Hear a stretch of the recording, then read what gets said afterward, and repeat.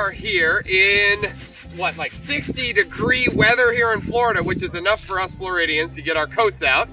But as you know, I'm Ranger Rob, and we are here on a sterile island, and I'm with my two junior rangers, Benjamin and Josephine. Say hi. And today we're going to learn about the food chain or the food web.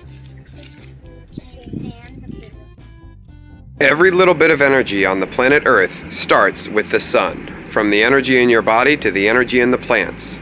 The plants convert the sun's energy doing a process called photosynthesis. So from the sun, these plants, most plants have some kind of leaves, and they're able to take in all the sun's energy in a process called what? Photosynthesis. Photosynthesis. It's where the energy from the sun is changed into chemical energy within the plants. Are you okay? Yeah. Are you just so excited? So the plants are producers. They get their sun's energy and then they produce energy for the rest of the food chain or food web, pretty much for the rest of the world. Everything on Earth needs the sun, or we wouldn't have any energy. All the energy on the planet comes from the sun. What do you think? What do you think about these leaves? How they're big and they get energy from the sun. So we did an experiment a little bit ago. Hold your hands up to the sun. What do you feel? Hot. Hot. So do you think that's why some of these leaves are always reaching up to feel that energy? That heat is the energy from the sun. What about when you put your hands away? It's cold. Cool. Now up. Now down. Cold. Now up. Hot. Cold. Hot. All right. So what's next? After a producer, we need to find someone to consume it. Like, there's a consumer, but that's a secondary consumer. He just took off. A little blue heron. We should go find some primary consumers. They're herbivores, animals that eat plants. Let's go. What do you see? A turtle there.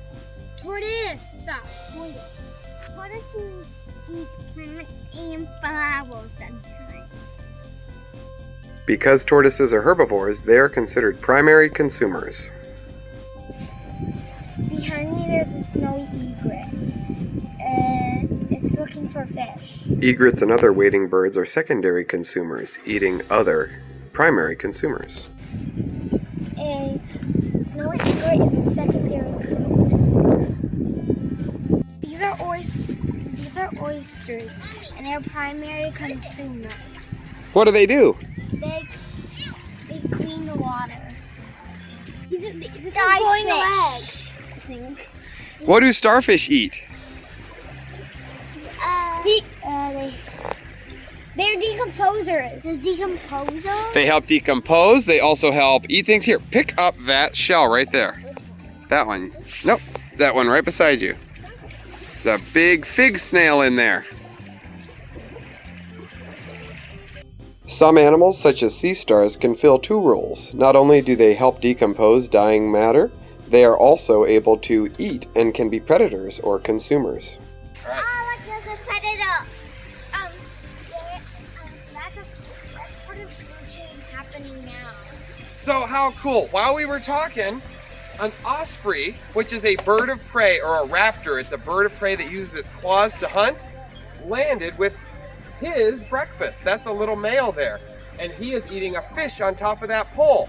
That's the food chain in action. So he went out and he caught a fish. And the fish looks like some kind of mullet, which is a herbivore, which eats... What do herbivores eat? Fish! Herbivores eat plants, yeah. But it is a fish that does it. And it got eaten by a carnivore. How cool. Do you guys have anything to add? Oh, and after that's part of the top of the food chain, so it goes to starfishes, which are decomposers. So after that fish, after he's done eating the fish, he might drop it down, or at the end of the life of the osprey, he would die just like every living thing does. And you're saying if he fell in the water, then the sea stars and the decomposers and like the black vultures might come and eat him? So it all kind of goes together. Cool. Yeah, like a food chain. I found a crab next to the allergy.